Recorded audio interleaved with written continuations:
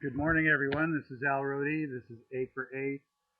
I'm sorry if I'm a couple minutes late. I was working off a clock that was off by about 6 minutes and just realized it at the last second. What a beautiful, glorious day it is here. I'm in Upper Tantallon, Nova Scotia, at a friend's house, and they have a beautiful yard and a beautiful home, and um, visiting with them for a few days. One of the things that I want to mention is that we've had only 26 responses to our survey, and I really would appreciate if we have 475 people on this list. So if we could have a few more of you chime in on your ideas. I'm so grateful for the 26 people who did come in and give us their thoughts. One of the topic that I want to talk about today was suggested by one of the surveys, and that is judgment. And as we judge others, we judge ourselves. And it's as simple as that. We are looking in the mirror, a reflection in the pool, as we look at someone else and see a problem with someone else. We're really, and especially if we start to feel bad about whatever that problem is, and we're really looking at ourselves and feeling bad about us. In the Law of Allowing CD that Esther and Jerry Hicks have put out, number 4 on the laws of attraction. In the Law of Allowing, there's a difference. Esther or Abraham makes it very clear that there's a difference between allowing and tolerating. Tolerating suggests that we look at someone, that we see their flaws, we notice what's wrong with them, and we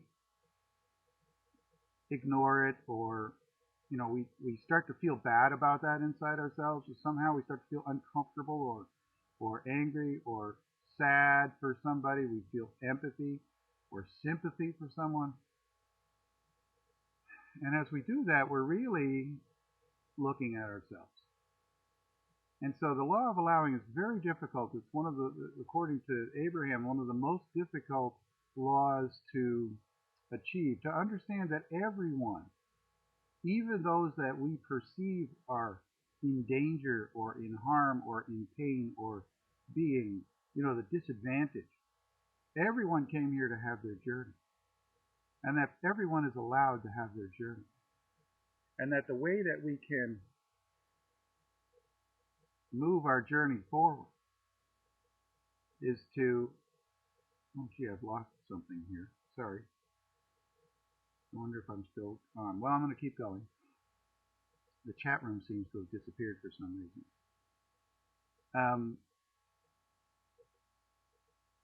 The only way that we can really and truly allow others is to see them as God's children, to love them in exactly the moment that they're in, to love yourself in exactly the moment that I'm in, or that you're in.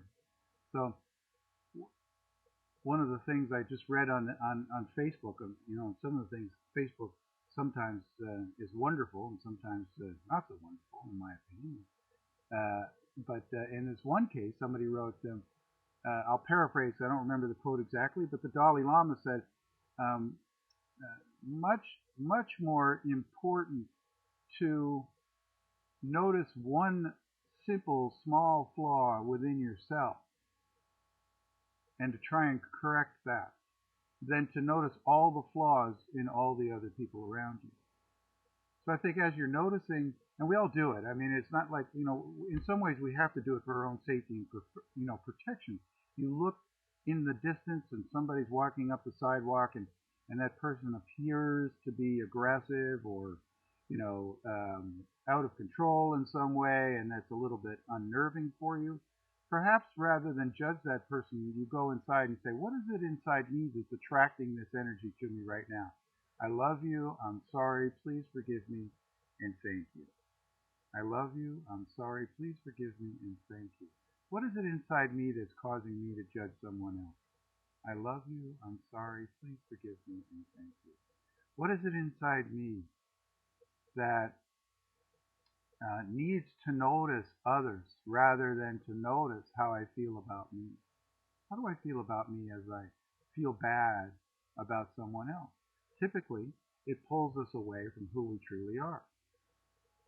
And who we truly are is one of God's children, close to God, living our lives with God as our guide, and our angels and our spirit um, helpers. So let's do a little bit of tapping around that on the karate chop point. Even though I find myself judging others, I love and forgive myself deeply and completely. I find myself feeling sorry for others, even though I know intellectually they're on their own journey and they are perfect. Even though it's hard for me to imagine that everyone is one of God's children, I love and accept myself as one of God's children. Top of the head. I have this judgment of others. Someone may have harmed me, hurt my feelings. Oh well, I love and accept myself in this moment. I love and accept whoever I perceived was harming me. Inside out. Let's do that one again. I love and accept whoever I perceive may have been harming me. Someone who I perceive may have been harming me. I accept the possibility that he or she was bringing me perfect information from God in order to look in the mirror and find a new and happier and healthier me. Those who bring the information bring it from divine creator. Under the nose. As Mother Teresa said, and Al is fond of quoting, I see all of God's children in all their various disguises, even when they're in pain. I can imagine a blissful and happy life going forward, seeing that which makes me happy and calm.